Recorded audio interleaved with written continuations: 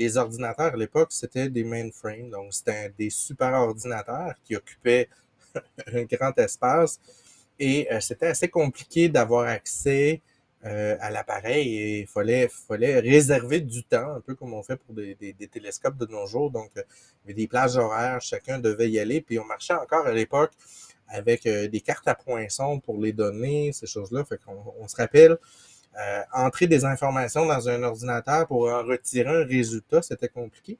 Puis, un de ces ordinateurs-là, parce qu'il y en a eu plusieurs, c'est le PDP-7. Évidemment, vous comprendrez qu'il y a eu le 1, le 2, le 3, jusqu'à 7, qui a été développé, puis qui utilisait un système d'exploitation qui était préexistant à Unix, parce qu'on va parler de Linux aujourd'hui, mais Linux, avant qu'il soit Linux, on a eu Unix. Et ce système-là, Unix, a été développé pour toutes sortes de raisons. Et à l'époque, le gros ordinateur que vous voyez, c'était un ordinateur qui utilisait du Multic.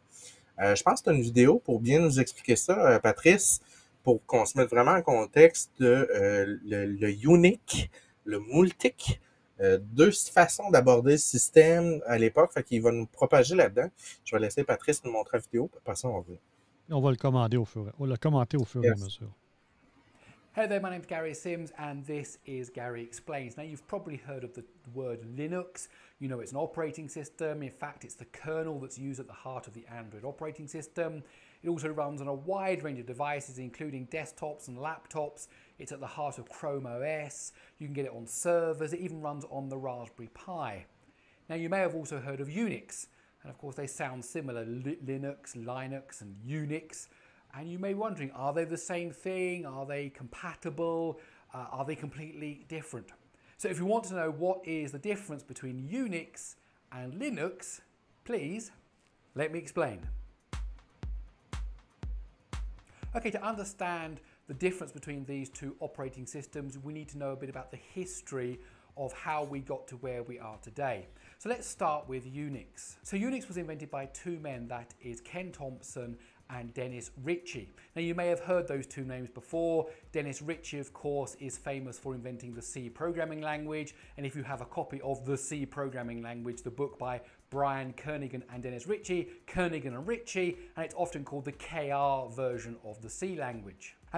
J'ai ce livre-là, mais en version photocopiée. Ouais, puis pour ceux qui ne savent pas, il a inventé le langage C, mais avant le langage C, il y a eu le langage B, et il y a eu plein de proto-langages avant qu'on arrive au langage C, puis avant qu'Unix arrive, il y a eu des tentatives de développement, je ne sais pas si on le voit dans la vidéo, là, mais on a passé par quelques langages avant de décider finalement de le faire en C. Ouais, ouais. And there is Ken Thompson, and he is very famous for not only inventing Unix, but he also invented the UTF-8 character encoding that we use all the time today, and he is the co-inventor of Google's Go language. So here we're dealing with kind of legends in computing. So in the late 1960s, early 1970s, Ritchie and Thompson, along with people like Kernighan, were working on an operating system called Multics, and that's the Multiplexed Information Computer Services. And that was an operating system that was designed to run multiple programs at the same time. Now the team got frustrated with the direction and the scope of the project, and so in their spare time, Thompson and Ritchie started working on an alternative. Now at the beginning, this alternative only could run one program at a time. So rather than being called Multics, it kind of got nicknamed as Unix, where the U part was for uniplexed. And you can see what happened from here. That was spelling was with a C S at the end, but over time, and no one can remember why, not even Kernighan, not Ritchie, Thompson, but over time that got changed to Unix with an X at the end, and hence the Unix operating system was born. Now it was written first of all in the early 1970s, and by 1972 the C programming language, which Kernighan and Ritchie were developing, had become sufficiently mature that they were able to rewrite the operating system in just C. Now another interesting thing is at the time AT&T were forbidden from entering into the computer market due to some previous legal problems they had with monopolies, and so therefore all AT&T could do was license the source code for this new operating system, and that's exactly what they did, and it started being used in various universities around the country. And one of the universities where the new operating system arrived was at the University of California in Berkeley. Now, over BSD. time, AT&T actually separated itself from Bell Labs, and it was able now to enter into the computer market. So by the early 80s, it had actually started to sell a commercial version of its Unix operating system. And this commonly became known as System 5. And there's a whole reason for that, to do with different versions that came before it, but it was called System 5. Now, at the same time, the people at Berkeley were also continuing to develop the Unix sources that they got way back when AT&T were licensing the sources, and this led to a flavor of Unix called the BSD version, because it's from the Berkeley software distribution. And so by the mid-80s, you've now got two versions of Unix running. You've got System 5 from AT&T itself, and you've got BSD from California. Now, Éventuellement, il y aura des versions AIX d'IBM, HPUX pour HP. Il y a eu beaucoup de versions de Unix qui ont été... Ça a forké énormément. Oui, effectivement. From these two branches, various important and well-known versions of Unix were spawned. For example, HPUX and Solaris come from the System 5 kind of inheritance, and operating systems like Ultrix, which was from DEC, Digital Equipment Corporation, came from the BSD line. Now, of course, over time, the various different things that were being developed in these two operating systems were cross-ported. The most important one was that networking, first of all, came to the BSD distribution, and eventually that made its way over into System 5. Now, of course, all this source code is still under the source code license that came from AT&T when they originally sold it to the various universities. So over time, the BSD version started to replace the files that came from AT&T with their own version, so it became separated from the System 5 version. Eventually, the University of California decided to release publicly the source code for its version of the operating system, and it said it was free from all AT&T files. Of course, there was a lawsuit. We're now in the early 90s. You've got the University of California versus AT&T, and ultimately the lawsuit was dropped. And what came out of that process was a version called BSD 4.4 Lite, which is meant to be a version of Unix which has no source files that originally came from AT&T. Exact, petite pause. Ce qu'il vient de dire, c'est super important parce que, évidemment, comme ça avait forké de AT&T au niveau du code originel, ils ont voulu se distancer de la version originale, donc ils se sont départis d'un paquet de librairies, d'un paquet de codes propriétaires, se sont concentrés sur des choses plus centrales, plus importantes. Ils ont réécrit le code, ce qui fait que la version Lite était une version épurée, si on veut dire, dans laquelle on se dit, OK, bon, on avait accumulé du stock depuis un certain nombre d'années, on veut repartir pour être sûr d'être clair de tout ce qui venait d'AT&T. Fait qu'on va se départir de certaines choses qui sont secondaires, on va les réécrire plus tard. C'est la raison pour laquelle la version Lite est sortie. Then went on to create what we have today, which is FreeBSD and various other operating systems, including, in part, Mac OS, which we'll talk about in a moment. Now, the upshot of all this is that two important things happened. One is that we now have a defined Unix philosophy. So the idea of you write one program and it does one thing really well. The idea that a program, its output, could become the input to another program, which is the idea of pipes. The idea of how you compile programs and how the command line works. This has all been defined because of System 5 and because of BSD. And the other thing that happened is that they wanted compatibility between the versions, so there started to be published a range of standards, the most popular one being POSIX, which actually says that if your program is to compile on this operating system, it has to have these APIs that have these particular functions. So you've got the POSIX specification, which really defines what Unix does from a programming point of view.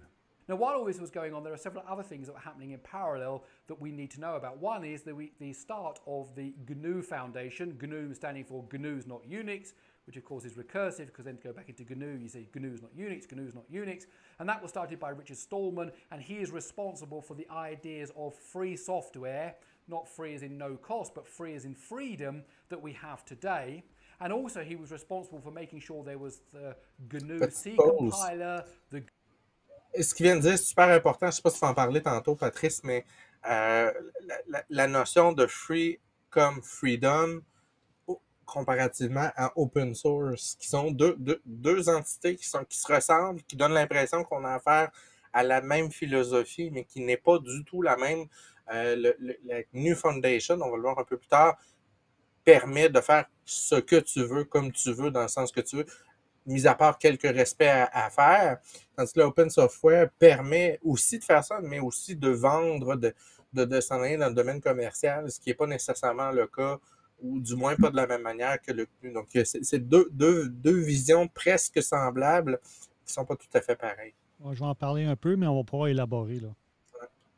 GNU C runtime library and lots of other tools that were used to be able to build a free version of Unix without relying on the BSD files or relying on the AT&T files.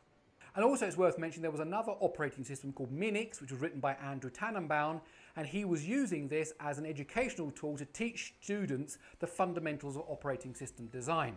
So you've got System 5, BSD, which has been released publicly, you've got Minix, and you've got the GNU tools. So in Finland in the early 1990s, there was a student at university called Linus Torvalds, and he had used Minix, and he knew about Unix, and he wanted to overcome the deficiencies that he saw in Minix and write his own operating system. And he did that and published it, announced it to the world. Now, there's a key couple of things about this announcement. First of all, it ran on PCs, that's 386 PCs. So we're not dealing with mainframes, we're not dealing with supercomputers, we're dealing with something that maybe students can have in their house. And that actually made it accessible to many people who were interested in doing OS development. The other thing to note is, of course, we've got all the tools that came from the GNU project. So you've got the compiler and the shell and all the things you need that came over from GNU, and they were being able to be used by Linus to actually create the Linux kernel. And also at the time that he actually published his announcement, the Linux kernel was completely free of all Minix code. And of course, when Linux was developed, it was developed using the same philosophy and the same model as the Unix philosophy and the Unix programming environment that came out of System 5 and BSD.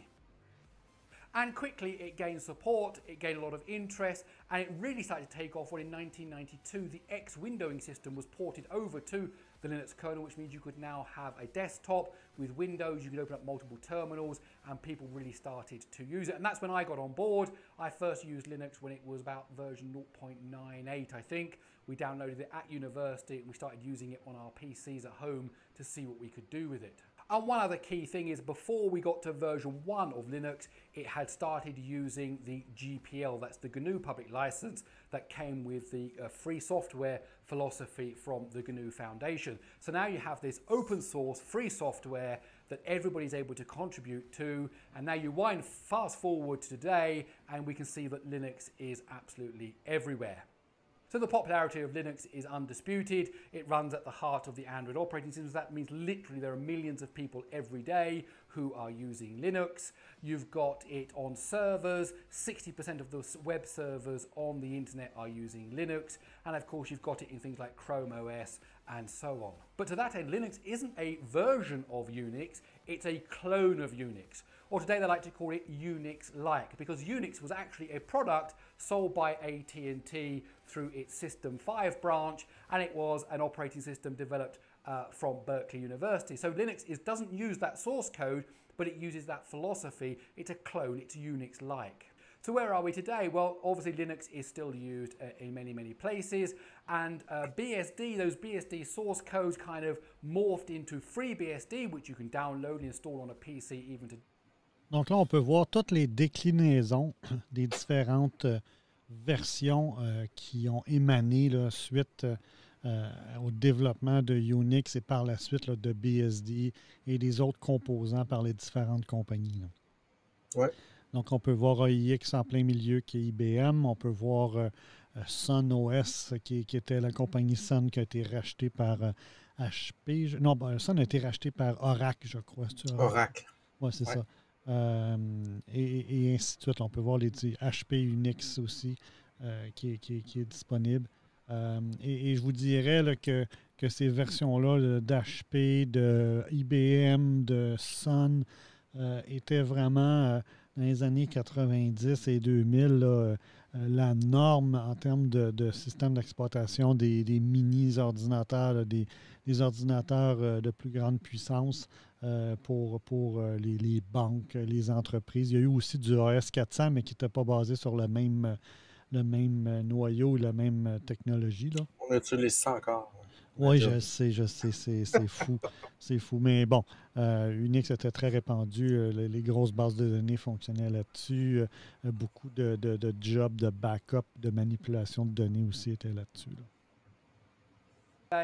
And through various different kind of merges and workings, you'll find parts of it even actually in Mac OS through Next Step and then down into the new version of Mac OS, which Steve Jobs kicked off once he returned to the company. Il n'y a pas beaucoup de monde qui se souviennent de ça, mais quand Apple a acheté la compagnie Next qui appartenait à Steve Jobs au moment où il était président de Pixar et aussi propriétaire de Next, à ce moment-là, ils ont pris carrément Next Step. Ils en ont fait finalement macOS avec la première version qui était un des premiers félins, là, si je me souviens bien, là, c'était avant Panther, là, je pense que c'était Puma qui était le premier, une des premières versions, là. Donc, Apple avait carrément laissé aller leur OS dans les années, ça c'était en 98-99 dans ce coin-là, pour aller vers finalement un noyau BSD là, qui était Unix, là. Ben dit que le AS400, ça a le mérite d'être stable. Tout à fait, Ben. C'est vrai. C'est à l'épreuve du feu. Vrai. Oh, oui. So in that end, actually, you'll find that the most popular version of Unix used today is actually Mac OS. So before I made this video, I had a quick search through the whole Linux development tree, and you can still find references back to Unix in the tree. In two particular cases, one is in some files, it will mention that the file originally came from Unix, and however it's now been rewritten and changed to be completely open source code. And in second place, there are many interfaces, many ways that things work, the philosophy of Unix that you still find in Linux, and so therefore there are various labels and various things that are tagged as Unix because actually that was the way that Unix did it, and so that's the way that Linux does it. Now I wanted to see how well this has stood up to history, so I found some source code to Ultrix 4.3, which is a version of the BSD Unix that DEC released in the mid-80s. And I took one of the files in there, in this particular one it was Backgammon, a terminal version of Backgammon, and then I copied the source file over onto my Raspberry Pi, and then I tried compiling it to see whether it would work. Now there were some differences in how the C compiler works today. Remarquez ce qu'il est en train d'écrire, GCC. Oui, donc il essaie de compiler finalement qui était le compilateur principal qui a été développé par GNU à partir du noyau Unix pour pouvoir en faire un fork. And then voila, I had a version of Backgammon running on my Raspberry Pi from an original version of the source code that was released, how long ago was that? 30 years ago, and it still works because Linux is a Unix clone, and the Unix we had then and the Linux that we have now, they are very highly compatible. Of course, that's source code compatible. Binary compatibility is a whole different story. There are some binary compatibility layers between various versions of Linux and FreeBSD and so on, but let's not worry about that. Now, just to clarify a couple of things at the end here, of course, a Linux distribution, so we're talking like, Red Hat or Fedora or Ubuntu or Arch or whatever your favorite version Linux distribution is, includes much more than just the Linux kernel. Of course, you've got a whole bunch of tools like, the KDE desktop and the GNOME desktop and things like LibreOffice and Chrome and Firefox and all these things that are included, and that's absolutely fine, and at the heart of it is the Linux kernel. And FreeBSD is the same. If you get a FreeBSD distribution, it comes with the FreeBSD kernel, which is based on the source code that was released by BSD 4.4 Lite, but then on top of that you've got the desktop and applications like Firefox and so on that are actually part of the greater ecosystem of free software. Okay, so in summary, Unix is actually a product that was sold by AT&T as a commercial product. Its source code was licensed in the early days, which means eventually we had some of the source code out in the public, and that was used for operating systems like FreeBSD and to some extent operating systems like Mac OS, which we have today. Linux was written using Minix as a way of writing a Unix clone or a Unix-like operating system, and today it doesn't share any files with the original versions of Unix from back in the 70s and 80s. And ultimately, free software has won the day here because, of course, Linux is so popular, not only on servers, but also on smartphones. So my name is Gary Sims, and this is Gary Explains. I really hope you enjoyed this video. If you did, please do give it a thumbs up. If you've got any questions about Unix and Linux, please ask. Benoît dit Debian Team. Je peux pas parler, j'ai pas joué assez avec Debian pour savoir, qui est une des grandes familles des forks de Linux à ce jour avoir subsisté. Fait que je pars avec mon petit historique pour revenir. On va faire un petit backup pour en même temps résumer ce qui a été vu dans la vidéo. Donc, comme on se rappelle, Bell Labs, ces choses-là, Kenneth Lane travaillait sur le système qu'il a voulu développer pour pouvoir rendre ça plus simple. Ils ont développé plusieurs langages. Ils ont essayé de programmer ça en B. Ça marchait pas liable. Ils s'est en allé finalement en C. Puis l'idée là-dedans, c'était un espèce de pied de nez au multique qui était la possibilité de multiplexer plusieurs threads, plusieurs opérations en même temps avec plusieurs utilisateurs. Lui, il croyait pas trop à ça. Il trouvait ça un peu poche parce qu'il faut se rappeler un peu comment ça allait à l'époque.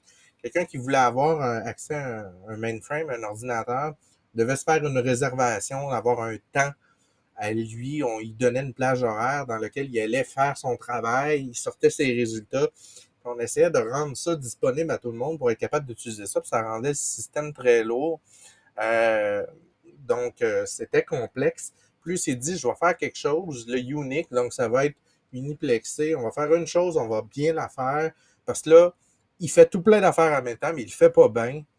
Puis, ce qui est un peu drôle, c'est que finalement, il s'est ravisé à la longue en se ralliant à l'idée du multiplexage, parce que c'est ce qui fait que de nos jours, on est rendu là. Mais à l'époque, c'était pas le cas. Donc, il a réécrit tout ça. Il a sorti son système Unix, l'a rendu disponible. À l'époque, AT&T était un peu problématique parce qu'il, comme il expliquait dans la vidéo, il y avait une loi antitrust qui disait que AT&T pouvait être que dans le domaine des télécoms, puis il pouvait pas vendre des logiciels. En tout cas, c'était compliqué. Fait que, comme il était un peu les pieds et mains liés, ils se sont dit, ben, tant qu'à perdre notre travail qu'ils ont développé pour toutes sortes d'utilités qu'ils avaient besoin, ils se sont dit, on va rendre le code disponible aux universités. Donc, ils ont donné des licences qui étaient restreintes avec des règles d'utilisation aux universités. Puis évidemment, ben, l'Internet naissant, ces choses-là, ben, California, Berkeley et tout ça ont participé à la chose. Et tranquillement, pas vite, ben, quand le code a été donné, les gens ont commencé à jouer, à se mettre les mains dans le cambouis, puis ben, à réparer des petites affaires, à ajouter des petites implémentations. Puis c'est là que Richard Stallman arrive. Oups, je vais juste aller à Stallman. Richard Stallman arrive, puis lui décide de prendre ce code-là, puis d'en faire une version qui va être dénudée de tout ce qu'il y a, pas dénudée de Unix, mais de le reprendre à zéro. Puis GNU pour It's not Unix, not Unix, GNU, d'où le symbole de l'animal africain qu'on appelle le GNU. Et c'est là qu'est parti le GPL, Free Software, le GNU Public License, Free as a Freedom. Il y a une mentalité aussi qui vient avec ça, qui est l'anti-copyright, là, qui est comme le symbole de copyright dans l'autre sens, qui permet l'utilisation libre, le développement, ces choses-là. Puis il a comme développé 9 règles à respecter quand on utilisait sa licence. C'est que, en gros, c'est free, mais bon, ben, si tu développes quelque chose, il faut que tu le rendes disponible, que tu honores la personne qui a développé avant toi si tu rajoutes quelque chose, puis que tu t'appropries pas le travail des autres. Bref, ce qui est devenu la mentalité de nos jours. Et lui, il jouait là-dedans. Il a développé le GCC, là, qui est le GNU Compiler System, qui était le système qui permettait de prendre un paquet de binaires, puis de les compiler, puis d'en faire un programme.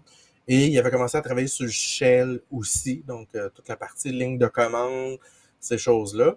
Et Linus Torvalds, qui était à l'université, lui utilisait Minix, qui était un clone de Linux, comme il expliquait plus loin.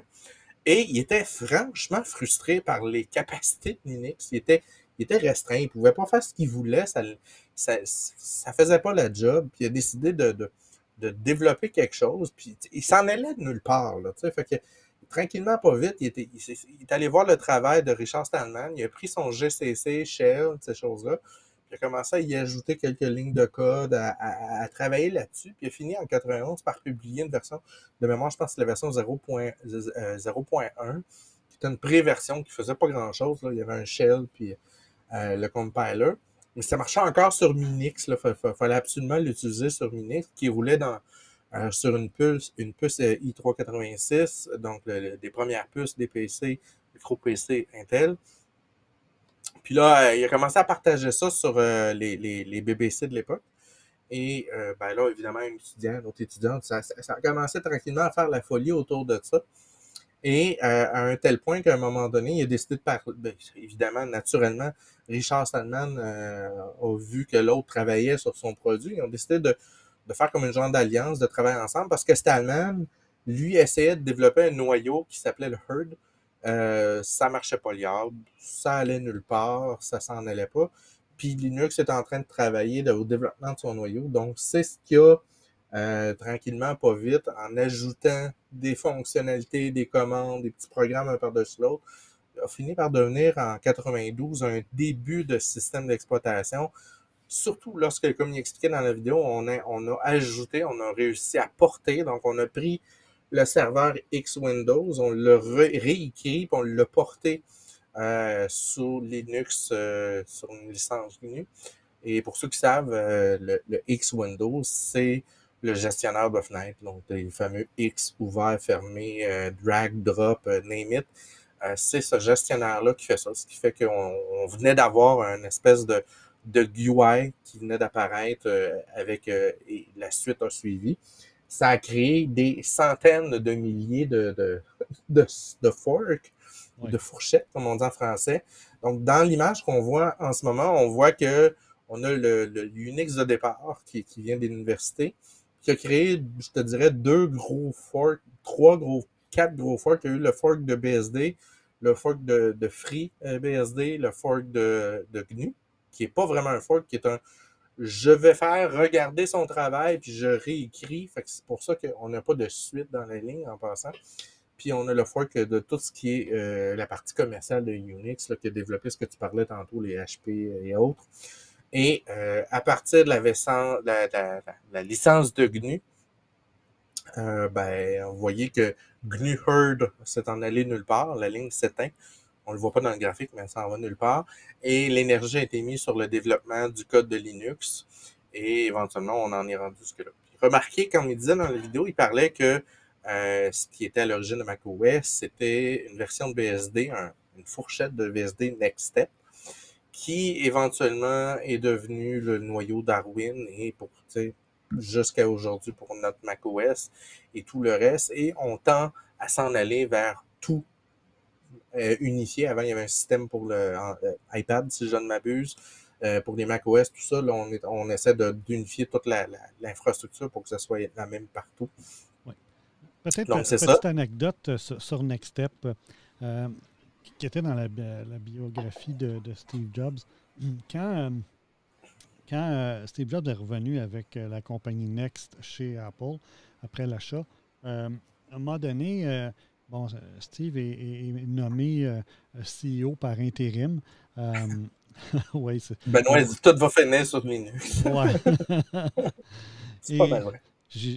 On en reparlera tantôt, j'ai quelque chose là-dessus.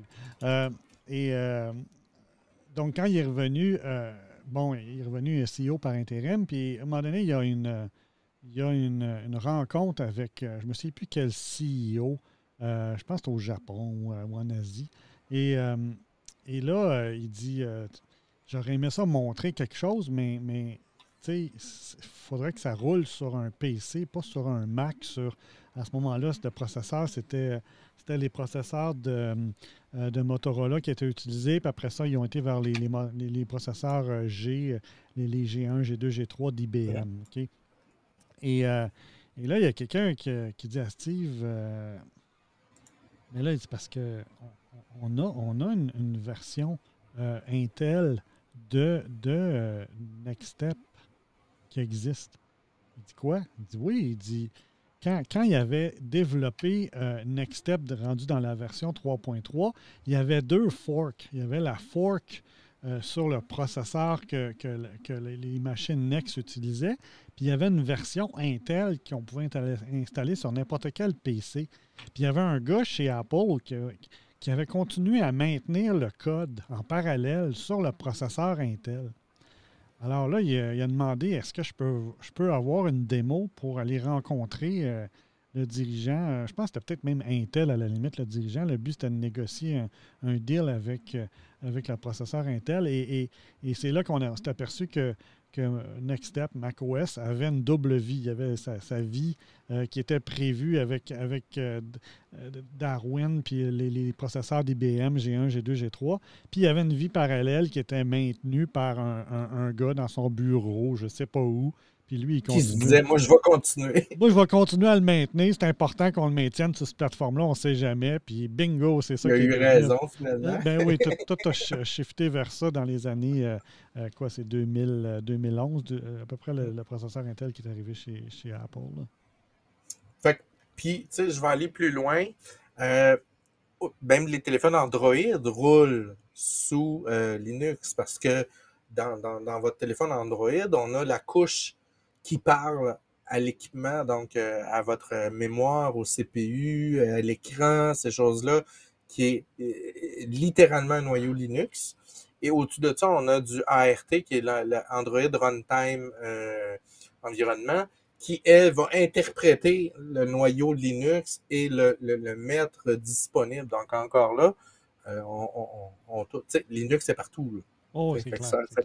C'est les gens qui se disent « Ah, moi, je n'utilise pas Linux. » Hey, vous seriez surpris. Ouais, il y a combien de bidules IoT qui utilisent Linux? Non, ça, exact. Fait que pour revenir à notre histoire, Richard Stallman, il a développé son affaire. Ben, c'est ça, c'était pas mal ça, finalement. Oui, ça fait le tour. Fait le tour de tu avais une petite vidéo qui montrait l'évolution, hein? Oui, je veux voir ça. C'est la vidéo qui montre les versions, les distros, les saveurs les plus populaires de Linux. Tu fais bien d'en parler, Benoît, tantôt, que Ubuntu est une fork de Debian. Ben, pas une fork, mais il vient dans la famille de Debian.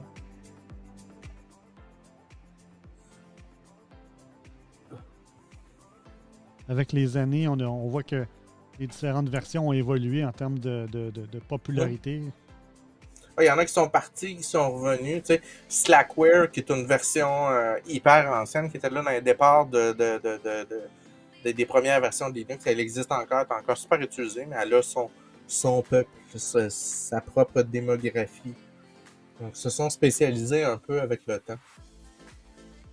Puis, c'est ça, on le sait pas, mais il y a plein d'appareils qui roulent sur une version de Linux d'une façon ou d'une autre. C'est un noyau, c'est un système d'exploitation qui est excessivement portable. Oui, parce qu'on n'est pas obligé de tout avoir en plus. Donc, on peut avoir quelques parties, le noyau avec quelques essentiels. La plupart des objets connectés que vous allez acheter qui sont pas chers, souvent, à l'intérieur, ils ont un code Linux à l'intérieur. Ce qu'on appelle souvent du code embarqué, là, c'est qui est carrément sur des chips, qui dans certains cas peut être rafraîchi, mis à jour. Dans d'autres cas, les moins, là, c'est comme pris avec ça, puis on doit composer avec. Là. Donc, c'est le portrait en 2021. En 2021, il y a MX Linux qui est au top de téléchargement par jour. Manjaro Mint, qui est une version, comme le mot l'indique, rafraîchie dans son interface, qui se veut plus grand public. Puis évidemment, on a tous les autres, là, Ubuntu, Debian, OpenSUSE, Ubuntu, Clean, Elementary et autres. Puis il y a des centaines de milliers. Tu sais, je vous donne un exemple, ceux qui sont dans le domaine du piratage informatique, éthique ou pas. Il y a la version Kali Linux qui est spécialisée là-dedans. Il y a Parrot OS qui est aussi pour la programmation des OS au niveau des OS, des distributions en Linux, il y en a une puis un autre. Effectivement. Donc, si on va du côté des serveurs, c'est un peu plus de ce côté-là que je veux commencer à discuter pour Linux. la grande majorité des serveurs que l'on retrouve, des serveurs web que l'on peut gérer nous-mêmes, soit au niveau de la gestion des fichiers, de l'installation de différents composants, que ce soit du PHP, que ce soit une base de données, que ce soit des logiciels de gestion de contenu, sont majoritairement sur des plateformes Linux. Et une des raisons qui explique ça, c'est que, c'est beaucoup moins cher par appareil, par ordinateur, que d'avoir des licences commerciales de d'autres logiciels qui pourraient être comparables. Donc, déjà là, il y a une économie importante de coûts. Et deux, il y a quand même une bonne distribution de logiciels. Donc, ici, c'est le cas de cPanel, qui est un logiciel de gestion qu'on utilise normalement quand on a un site web ou un serveur soit dédié ou non dédié pour le web.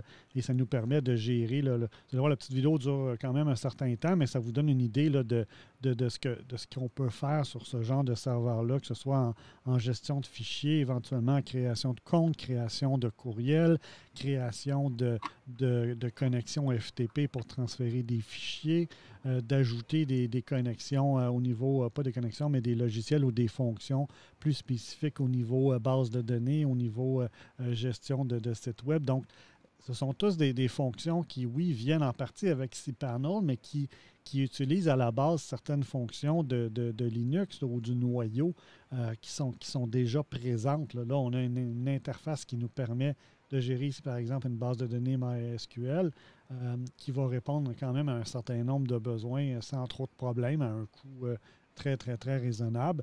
Ce qui ne sera pas le cas quand on va tomber dans des plus gros systèmes dans les entreprises privées où là, on va délaisser Linux pour aller vers des plateformes, que ce soit de Microsoft ou autres, avec des logiciels beaucoup plus sophistiqués de gestion au niveau des courriels, des communications, de la gestion de fichiers, des droits d'accès et tout ça, là.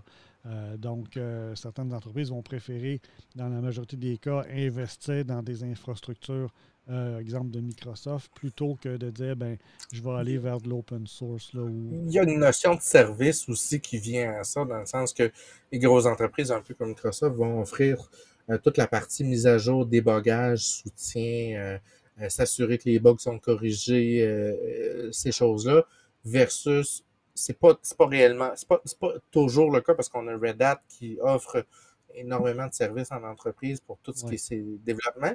Mais quand tu vas opter pour une version Linux, souvent, tu vas devoir t'en remettre à la communauté de programmation, ces choses-là. Ce qui n'est pas une mauvaise chose, mais pour une entreprise, il y a certaines garanties, des fois, qui sont nécessaires et qui peuvent faire défaut. Donc, ils vont opter pour la sécurité versus, quand je dis la sécurité, la paix de l'esprit versus d'autres choix. Ouais, parce que souvent en entreprise, ce qu'on néglige dans notre évaluation, c'est la capacité de l'organisation, donc des ressources humaines, de pouvoir rendre le service et d'être capable de le livrer. Là. Je me rappellerai toujours, on avait un projet dans une grande institution financière avec un budget énorme. Il fallait développer un bout d'application qui était critique. Puis malheureusement, les seuls développeurs disponibles, la seule expertise disponible en nombre raisonnable pour faire le projet, c'était en Java. Donc, on avait beau trouver les meilleures autres technologies dans des logiciels commerciaux ou dans d'autres solutions, la réalité, c'est qu'on n'avait pas entre guillemets, manpower. Là. On n'avait pas de capacité de pouvoir livrer parce que ces gens-là, il fallait les former, puis après ça, il fallait s'assurer que on en ait en nombre suffisant pour la pérennité de la solution. Donc, ça devenait à ce moment-là excessivement périlleux de dire on va vers une autre solution.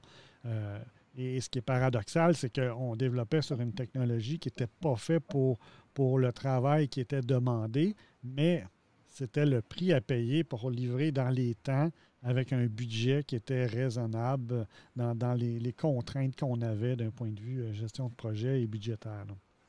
Donc, c'est un peu ça qui des fois, dicte certains choix technologiques ou au détriment d'un Linux qui, dans certains cas, pourrait offrir beaucoup d'avantages, peut-être sur des stations de travail ou sur des projets en particulier. Mais la réalité, c'est est-ce qu'on a l'agilité, la capacité nécessaire pour supporter avec les bons outils? Parce qu'à un moment donné, on ne peut pas avoir 18 outils différents pour gérer notre flotte d'ordinateurs avec les applications, les mises à jour et de s'assurer que les gens sont capables d'évoluer avec ça. Là.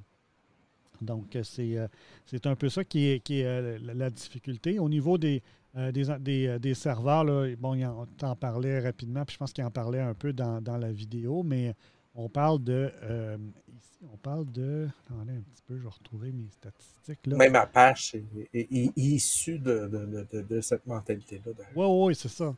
On parle en 2020, c'était 53 des serveurs, des plus gros ordinateurs qui roulaient sur On Linux. est à 49 aujourd'hui. 49, bon, OK, c'est ça, ça fluctue. Le 90 de la capacité de traitement cloud roule sur Linux présentement. Même les Apple de ce monde, les Microsoft de ce monde ont des parcs informatiques importants de cloud, de farm server, là, de fermes de serveurs qui sont sur Linux. Dans certains cas, il peut y avoir certains ordinateurs avec des systèmes d'exploitation particuliers pour des besoins spécifiques, mais maintenant, il n'y a plus vraiment de raison. Là, je veux dire, l'expertise est là. Il y a une masse critique qui permet assez facilement d'être capable de gérer tout ça. Là. Donc, c'est vraiment très répandu du côté des entreprises. Et ça m'amène sur un sujet connexe à tout ça. Puis là, on va tomber peut-être un peu plus, je vais tomber un peu plus dans l'éditorial, faites-vous-en pas. C'est l'aspect d'une histoire qui s'est passée dans les années... on va juste y aller ici. Je vais revenir sur mon écran qui est celle-là. OK. Ouais. Qui est la compagnie Savoir-Faire Linux dans les années 2007. Pour ceux qui ne connaissent peut-être pas, c'est une firme de Montréal. Et dans les années 2005-2007, ils ont décidé, ils étaient spécialisés sur Linux, sur les logiciels libres. Et ils ont décidé de poursuivre la Régie des rentes du Québec sur un appel d'offres en disant que finalement, l'entente qu'ils voulaient prendre avec Microsoft pour le système d'exploitation et aussi les outils pour leur parc informatique ne répondait pas aux critères que le gouvernement s'était donné pour ce genre de projet-là. Et ils jugeaient que la solution qu'eux pourraient offrir n'est pas prise en compte et que finalement, le gouvernement perd beaucoup d'argent et eux sont lésés par ça. Donc, ils ont carrément poursuivi la Régie des rentes du Québec. Fait que si je comprends bien, en gros, il y a des appels d'offres qui sont faits, Microsoft est choisi, puis tu as cette entreprise-là qui veut offrir une solution Linux qui dit en gros, c'est pas juste, on pouvait offrir moins cher, puis mieux, puis toutes les raisons de la Terre, puis ils n'ont pas été... invités ou ils n'ont pas participé. Ils n'ont pas pu participer, puis les excuses qui ont été données par le gouvernement a généré une poursuite en disant non, ça ne marche pas. Effectivement. Et cette poursuite-là s'est étalée sur plusieurs années. Et là, il faut le dire d'entrée de jeu, les experts de la firme Savoir-Faire Linux qui était basée à Montréal sont en partie des gens qui proviennent de la France, qui ont quand même une culture un peu différente au niveau de la vision des systèmes d'exploitation puis aussi des logiciels. C'est très pro-logiciel libre en France. Il y a certains partis du gouvernement en France et même en Europe qui utilisent, par exemple, Linux avec LibreOffice pour leurs applications de bureautique. Donc, il y avait une certaine démocratisation de ces logiciels-là dans les organisations en Europe dans le but de réduire les coûts puis d'obtenir une productivité qui est adéquate puis qui est comparable avec les autres outils. Ceci étant dit, ça devient, comme je disais tantôt, un enjeu si on n'a pas l'expertise à l'interne au niveau du staff pour gérer ce genre de flotte-là avec les mises à jour. Et si dans certains cas, et ça arrive très souvent, que tu as des mini-applications qui sont développées à partir d'outils, exemple de Microsoft, avec des macros puis avec des fonctionnalités très précises, là, tu arrives sur un environnement LibreOffice ou Linux où où tu dois carrément redévelopper des choses là, parce que c'est pas... L'interopérabilité n'est pas là. Exactement. Donc, dans le cas de cette compagnie-là très précise, ils ont poursuivi et finalement, ils ont perdu. Le juge a décidé que la Régie des rentes avait le droit de dire que c'était avec Microsoft qui voulait poursuivre la discussion ou aller en termes de solution, même si ce qui était offert du côté de savoir-faire Linux était moins cher, donc répondait à mes critères là, du plus bas soumissionnaire. Et l'effet de bord que ça a eu de leur côté, c'est que finalement, ils ont envoyé une facture de 107 000 à cette compagnie-là pour les frais d'avocat encourus. Donc, en plus d'avoir perdu beaucoup de temps et d'énergie, ils se sont rendus, ils ont dû de l'autre côté payer des frais assez salés pour ce qui était autorisé de charger d'un point de vue légal là, entre la Régie des rentes et savoir-faire Linux. Donc, ça explique un petit peu la difficulté qu'a eu dans ces années-là Linux. Et voyez-vous, parce que Lang était pris du côté utilisateur et non pas serveur, le défi était vraiment, vraiment important. Puis il y avait beaucoup de C'est encore le réticences. cas en ce moment. Ben oui, Là. ben oui. Parce que, tu sais, on a beau, tu sais, même chez Vidéotron, tu sais, ma compagnie dans laquelle je travaille, tu sais, on a beau dire, j'ai une solution logicielle absolument merveilleuse, mais ce que l'employeur se pose comme question, c'est la journée où j'apprends qu'il y a un bug, la journée où j'apprends qu'il y a quelque chose qui fonctionne pas, j'ai-tu le manpower pour être capable de se mettre les mains dans le cambouis puis venir, offrir une solution au bug, et deux, est-ce que, tu sais, étant donné qu'on est dans une vision des choses qui est tout le monde contribue à sa vitesse, à sa façon, dans une entreprise, ça prend des couilles, comme Benoît dit, c'est des peureux. Les entreprises ne doivent pas aller vers des solutions Linux, mais en même temps, je peux pas entièrement pas les comprendre parce que je me dis, moi, j'ai besoin d'une assurance vie, puis cette assurance vie-là, elle est peut-être pas là, même si dans la réalité, c'est pas tant ça, parce que c'est souvent hyper stable, puis souvent, t'as pas ce genre de problème-là. Voilà, ce que nous dit notre avis, c'est que c'est plus, si j'ai un bug, je peux poursuivre qui? C'est sûr que c'est plus facile de poursuivre Microsoft que d'essayer de Parce que fournir... c'est une responsabilité, exact. Oui, c'est sûr. D'un point de vue légal, c'est un peu plus facile à défendre au niveau investissement face à un conseil d'administration ou face à une direction. Là. Fait que ça, c'est clair. Ceci étant dit, là où je veux en venir dans ma discussion, c'est le logiciel libre a beaucoup, beaucoup d'avantages. Mais moi, de mon point de vue, j'en ai utilisé un certain nombre, que ce soit des logiciels comme LibreOffice, comme il y avait un logiciel à un moment donné de design graphique que j'ai utilisé qui était gratuit, qui était complètement libre. Dernièrement, j'ai beaucoup utilisé OBS pour faire du streaming.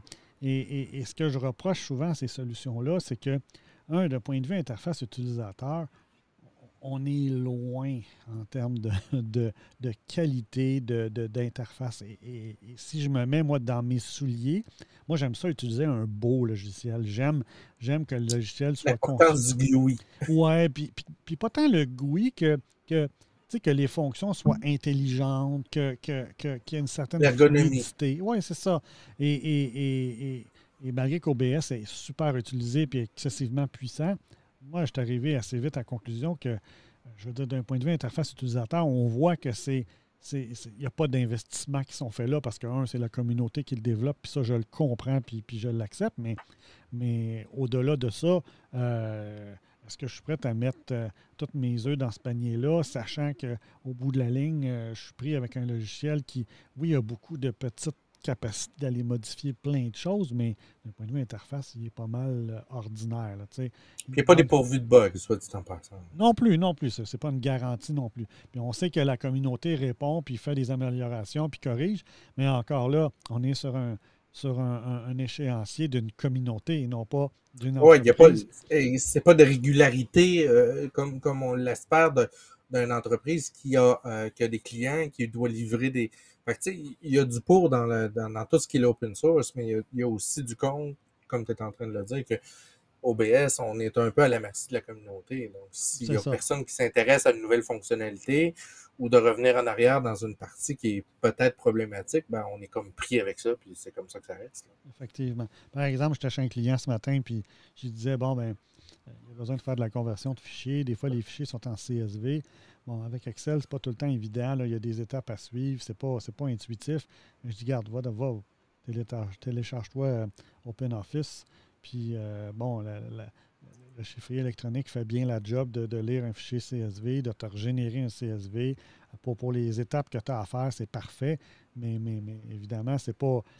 On n'est pas dans les fonctionnalités excessivement avancées ou intégrées qu'un Excel pourrait fournir ou qu'un autre logiciel pourrait fournir là, en termes de chiffrier électronique. Donc, il faut aussi essayer de trouver le juste milieu en fonction du besoin. Puis aussi le bon remède par rapport aux mots. C'est ça. Donc, c'est un peu...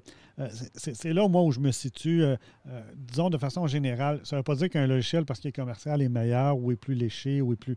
Non, parce que j'en ai vu des logiciels qui n'ont pas d'allure. Ceci étant dit, je n'ai pas vu énormément de logiciels en proportion libre qui étaient vraiment là d'une qualité exceptionnelle en termes de UI et de fluidité de fonctionnalité. Je l'ai vu plus dans les plus petites compagnies commerciales, sur des logiciels plus spécialisés, dans des créneaux très précis. Là.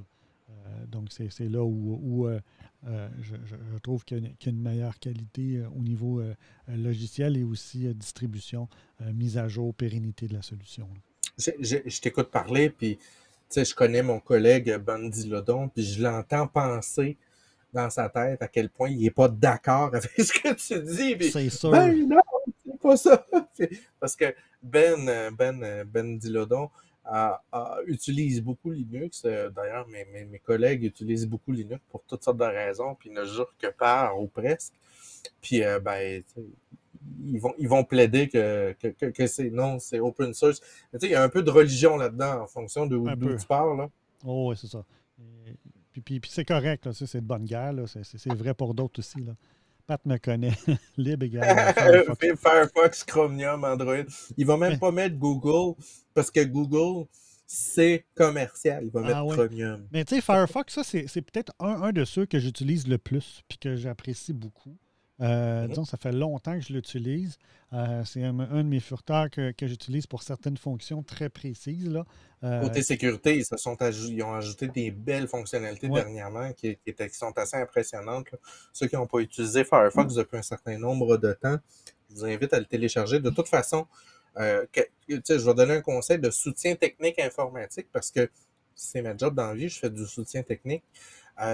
Dans un ordinateur qui se respecte, vous devez avoir plusieurs navigateurs pour toutes sortes de raisons parce que, à un moment donné, un site web a des problèmes avec certaines fonctionnalités qui vont pas bien sortir sur Chrome ou qui vont mal sortir sur Safari, et ainsi de suite.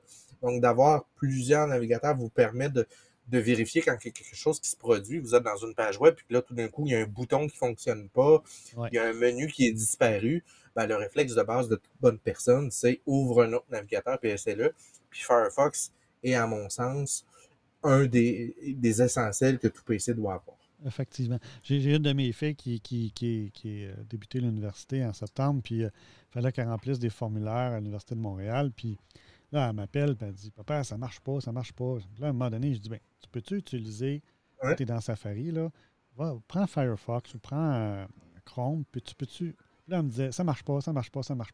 Jusqu'à temps qu'elle m'avoue, je ne l'ai pas encore essayé dans Chrome ni dans Firefox. Là, tu peux-tu commencer là? On s'estime, ça fait 10 minutes, là. Commence là, puis après ça, on va avoir une discussion. Ben là, c'était réglé, là. Elle a ouvert Firefox. On va pas se le cacher, on va être honnête.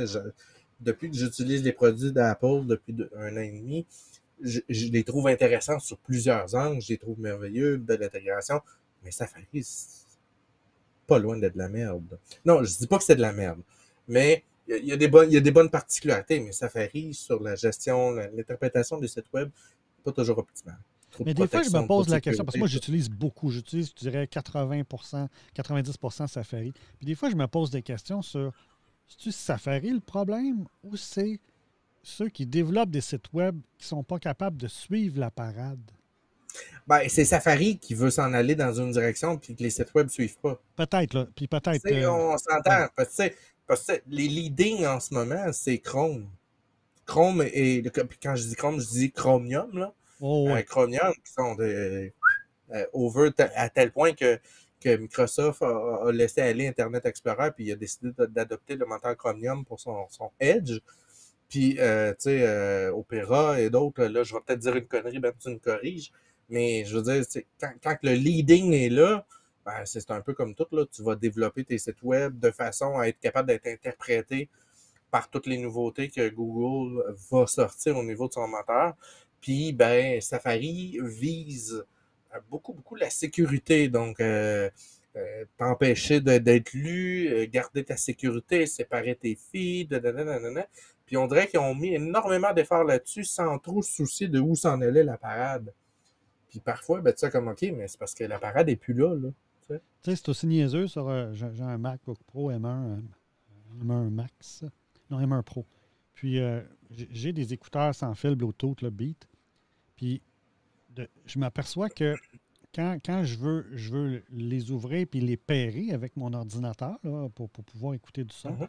si j'utilise Firefox ou j'utilise Chrome, puis que je pars une vidéo sur Twitch ou sur YouTube, peu importe, c'est l'enfer. Et là, je viens de m'apercevoir que quand je rouvre Safari ou que je rouvre un lecteur de feed M3U8 là, pour des feeds TV, par exemple, automatiquement, la connexion se fait. Là, je me dis, OK, mais qu'est-ce que Chrome ou Firefox font ou font pas au niveau de la gestion?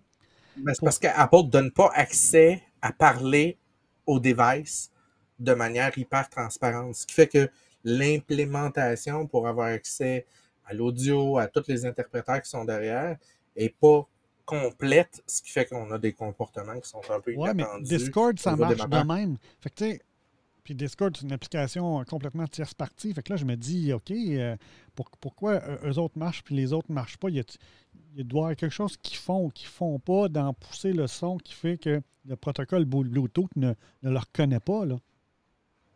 On a un commentaire je vais juste Ouais. l'afficher. Là. Chromium attend que le World 3C, le W3C, c'est l'organisme qui est en charge de la standardisation de tout ce qui est le HTML, le World Wide Web et compagnie, de le rendre disponible en doc. Safari tente de forcer l'implémentation de leur truc dans le W3C. Fait que c'est un peu ça. Puis aussi, ben, Chrome a probablement pas développé un système pour unique à Apple, ces choses-là. Puis là, il y a une couche de plus qui interprète. C'est C'est un peu clair, comme c'est clair. c'est un peu comme sous Android. Je vais vous donner un exemple. Quand tu utilises du Bluetooth sur Android, la couche des programmes ne parle pas directement au device. Ce qui occasionne un délai de 150 microsecondes. C'est pas problématique quand tu écoutes de la musique avec des Bluetooth. Mais dès que tu te mets à ouvrir une application vidéo, que ce soit YouTube ou ces choses-là, tu vas avoir une légère désynchronisation qui élève. Ça, c'est natif sous Android. Là. Essaye pas d'avoir une synchro vidéo sur Android avec des écouteurs Bluetooth. C'est impossible. C'est logiciel, c'est hardware. Tu peux pas t'en sortir. Tandis qu'Apple permet ça dans son produit. Safari va parler directement au hardware, puis il n'y aura pas, tu sais. Quand tu mets tes écouteurs à Apple, c'est clean cut quand tu écoutes une vidéo, tu n'auras pas ce problème-là. Puis maintenant, depuis le brand new 13, je savais pas ça, Ben. Ils ont corrigé ça. Mon Dieu, il était temps. Donc, Android 13 a réussi à corriger ce micro-délai-là. J'imagine qu'il doit avoir un élément aussi dans le Bluetooth 5.0 qui doit être derrière ça, mais je n'étais pas au courant. Merci de me mettre à jour. Probablement, oui, oui. Fait que c'est ça. Donc pour revenir à la discussion sur le fameux open source et free, open free là, au niveau des logiciels, je pense qu'il y a du bon. Ça permet à des communautés de se mobiliser, de travailler sur des projets, de rendre accessible. Malgré mes réticences sur OBS, n'empêche que ça m'a permis pendant quasiment un an de pouvoir expérimenter des choses sans frais, de faire des choses que je ne pourrais pas faire autrement. Puis Puis bon, ben, rendu à un certain point, si c'est plus ça, mais au moins, j'ai évolué avec la solution. Puis j'en ai reçu quelque chose, là, tu sais, ça m'a permis de livrer quelque chose, là. Ah, t'as raison, Ben, c'est des débats qui sont stériles parce que c'est un peu comme le débat Android versus Apple. Ça dépend du besoin, de quel bord tu te positionnes en tant qu'utilisateur, de c'est quoi ton besoin primaire. Puis c'est sûr que pour quelqu'un que lui, il veut une totale liberté dans son équipement, dans son appareil, qui veut aller à la limite de ce que son équipement lui donne, ben le free software, l'open source, va lui permettre d'aller pousser plus loin, mais c'est pas le besoin de tout le monde. Donc, c'est sûr Non, c'est ça. qu'éventuellement, si tu essaies de dire qui est le gagnant d'eux, je suis pas sûr qu'on va réussir à régler ça ce soir. Là. Non, effectivement. J'ai écouté une petite vidéo sur YouTube, là, je ne vous l'ai pas présenté, là, mais c'est un gars qui installe Linux sur un Raspberry Pi, je pense, et qui nous montre toutes les étapes pour en arriver à avoir un environnement là, fonctionnel. Et c'est vraiment cool là, ce qu'il fait, là, toutes les manipulations au niveau de l'installation, s'assurer que les bons composants sont là, désactiver certains composants qui ne sont peut-être pas nécessaires. Donc, pour quelqu'un qui aime ça, bidouiller puis d'être capable de contrôler de façon plus native un appareil, là, c'est super intéressant parce que là, on est vraiment dans un environnement complètement ouvert où on peut faire à peu près ce qu'on veut en fonction des connaissances qu'on a ou des logiciels ou des extensions disponibles pour faire ce que l'on veut. Là. Donc, je trouvais ça bien, bien agréable. Ça me ramenait dans mes bonnes années quand on travaillait sur le DOS, puis qu'on travaillait sur certains systèmes d'exploitation, puis qu'on devait faire des configurations particulières ou des installations plus ciblées pour des besoins particuliers. Là. C'est vraiment intéressant. Là. Ça nous ramène dans ces souvenirs-là des années 80-90. Ah, Ouais. puis, by the way, cette année, il y a eu une version mise à jour du noyau Linux que ça faisait longtemps qu'on n'a pas eu, puis que pour ceux qui ont des plateformes Linux chez eux, des distributions Linux, assurez-vous que votre noyau est à jour parce que des belles nouveautés au niveau du noyau qui ont été ajoutées, implémentées, corrigées, stabilisées, ces choses-là. Puis ça faisait longtemps qu'il n'y avait pas eu de mise à jour, puis là, c'est fait. Ceux qui utilisent les Raspberry Pi, quelles sont vos utilisations particulières que vous faites avec? Y a-t-il des choses particulières que vous aimez faire ou qui vous sont utiles dans un écosystème ou dans un environnement très précis? Là? Je suis curieux de creuser ce côté-là. Moi, je les ai utilisés pour deux choses particulières. La première, c'était pour en faire une console de jeu, donc un émulateur de jeu. OK. Ça, à la base, ça fait une parfaite console. Puis la deuxième raison pour laquelle j'ai utilisé la plateforme, puis que je vais y retourner encore, c'est que depuis quelques temps, je me suis initié à la SDR. Je sais pas si ça te dit quelque chose. Non? Le Software Defined Radio. Donc, c'est une branche de... Ça, il faudrait faire une émission complète là-dessus. Ouais. Mais RTL, qui développe les systèmes de réseau, là, RTL, qui est Realtek, Ouais. qui a développé des cartes réseau, a développé une clé qui s'appelle la RTL 28 quelque chose, je ne me rappelle plus. J'ai pas en tout cas, une clé spécifique dans le temps qui est une clé réseau coaxiale. OK. Cette clé réseau coaxiale-là permet de contrôler d'une plage de 50 kHz jusqu'à 2,7 MHz. Et il y a des gens qui se sont mis à développer des logiciels libres derrière ça, de solutions logicielles pour écouter des ondes radio. Oh. Donc, il y a tout un pan de l'écoute du scan qui s'appelle la SDR, dans lequel on a cette clé-là, puis qu'on branche avec des antennes, puis tout ça. Puis avec un logiciel, on a ce qu'on appelle un waterfall, un peu comme on voit dans notre intro, là, on voit le modem. On est capable de se promener dans l'entièreté de la bande et de détecter des flux. Dire, oh, il y a une communication en ce moment sur ce canal-là, puis de se déplacer en temps réel, puis d'aller te mettre en AM, FM, Narrowband, d'ajouter des plugins pour décoder, même se connecter au satellite de NOAA pour aller télécharger live avec un système de suivi la météo directement du satellite. Et tout ça s'applique super bien dans un petit système portatif parce que quelqu'un qui a porté la SDR pour une Raspberry, fait que là, tu le sais, avec tout ce qui vient avec ça, on peut s'acheter des petits écrans touchscreen et là, se faire un petit boîtier en plastique de style Pélican, software défendant radio, batterie, antenne, puis là, je m'en vais dans le clos avec ça, puis j'ai mon scanner, je peux me plugger à peu près n'importe quelle Ah fréquence ouais, qui existe sur Terre. Fait que c'est là où j'en suis, moi, je c'est tripe. vraiment cool. On parle de RetroBox pour les émulateurs puis du Remote Desktop, Tiny Le Pilot. Pi-hole aussi, t'as-tu entendu parler de ça? Non, non. Pi-hole, ça fait office de qui va bloquer tes pubs, qui va être un firewall physique à la maison. Donc, tu vas brancher tous tes équipements, les DNS, les requêtes vont passer par ton Pi-hole. Et OK. ton Pi-hole va dynamiquement bloquer les publicités dans peu importe ton logiciel, tout ce qui est question de suivi, ces choses-là. C'est une solution qui est adaptée pour le Raspberry Pi. Donc, tu installes ça dedans, tu le configues, puis à partir de là, tu deviens complètement anonymisé via ton Pi-hole. Ça aussi, c'est assez solide comme système. OK, OK, OK. Donc finalement, ça fait le filtrage, puis ça te permet d'éviter ces redirections-là ou ces. Ouais. Fait que c'est. Puis là, tu sais, c'est sans limite. Là, j'ai des amis qui vont prendre des Raspberry Pi pour se contrôler. J'ai un ami qui se sert de ça pour contrôler son télescope à distance avec un petit système Arduino qui a programmé avec. C'est limité, là. Le Oh Raspberry, oui, c'est. oh oui, oh oui. Imagine, puis do it. C'est bien dispendieux?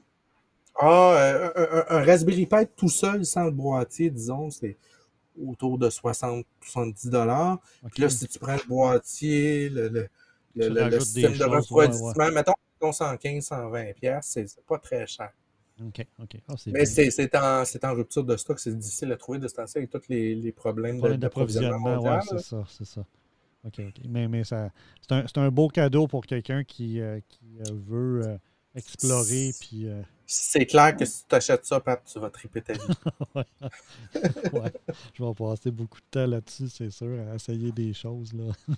Un Tiny Pilot, tout est monté avec la capture card de 500$. Un Tiny Pilot. Je sais pas ce que c'est, un Tiny Pilot, Ben. Tu peux-tu ajouter à ton commentaire parce que j'ai aucune idée. Puis là, il y a un petit délai de 10-15 secondes avant qu'il Ben, m'entende. c'est le fameux, tu sais, remote desktop. Probablement que c'est un remote desktop, donc il doit être capable à distance d'accéder à une Ah, session ou. wow, c'est nice. Ben, écoute, pas de limite. Puis tu sais, c'est un petit paillot, là. Tu Ouais, peux c'est pas avoir toutes gros, hein? les. Non, tu peux avoir toutes les consoles inimaginables qui ont existé dans le passé avec toutes les ROM sur une carte SD. Tu pars avec ça, ta manette Bluetooth, ton petit écran HDMI ou whatever, puis tu as une console. C'est un remote desktop physique. Ah, je connais pas. Mon Fait que Dieu. probablement Euh, que ça va être une sorte de bridge qui te permet d'accéder à différents équipements à partir de ce point-là, j'imagine. Là. Ça doit être dans ce c'est style-là. Là. nice. Mais c'est sans limite. Tu vas voir tout ce qui se fait sur Raspberry. Ouais, c'est assez intéressant. Moi, de mon côté, j'utilise beaucoup Apple Remote Desktop, qui est l'application d'Apple qui permet de faire la gestion à distance des appareils sur mon réseau. Ouais, puis il nous dit que C'est magique. Tu as même accès à ton BIOS. Oh, ouais, wow. tu peux même accéder jusque-là. Ouais, ouais, c'est vrai que c'est intéressant de ce côté-là. Moi, j'utilise surtout Apple Remote Desktop. Beaucoup, je peux travailler. Bon, c'est l'équivalent je dirais pas d'un Team Viewer, c'est plus un. Ben, en partie, c'est un Team Viewer, mais c'est parce que tu peux faire les shutdowns à distance, tu peux prendre contrôle, tu peux gérer carrément J'utilise l'appareil. Chrome Desktop, Chrome. l'extension de Google Chrome qui me permet de gérer mes ordinateurs à distance. C'est OK. vraiment merveilleux. Aussi, ouais, bon, c'est ça. Fait que c'est des produits qui sont probablement équivalents là, dans ce créneau-là dans le marché. Là. Donc, toujours le fun de pouvoir avoir ces accès-là sans problème à partir d'un seul appareil, même à distance via VPN, dans autant que le VPN est fiable, évidemment. Ouais, exact. Mais ça va venir. Tu sais bien qu'Apple ne laissera pas ça de même. Là.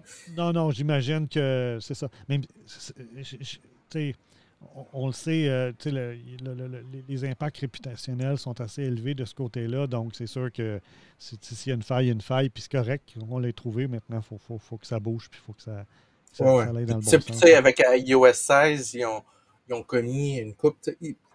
ils ont été pressés dans le temps, puis il y a une couple d'affaires qui sont un peu inachevées. Là. Fait que c'est clair qu'ils vont se rattraper, ils n'auront pas le choix. Donc, je ne sais pas si tu avais d'autres éléments. Ça fait pas mal le tour de ce qu'on voulait jaser aujourd'hui. Donc, c'était notre émission sur Linux et sur l'évolution du logiciel libre. On a abordé certains sujets de façon plus soft. C'était ça un peu l'idée aujourd'hui. On n'est pas des spécialistes de tous ces domaines-là. Et on pourra recreuser si jamais vous avez des suggestions sur certains sujets ou certaines applications. On pourra faire ça dans les prochaines semaines ou les prochains mois. On pourra y revenir. Donc, sur ce, rendez-vous. Demain, je devrais essayer de streamer un ou deux documentaires sur le domaine. J'en ai un sur le casino, c'est un film, puis j'en ai quelques autres là, que je vais peut-être vouloir vous présenter. Donc, restez à l'écoute.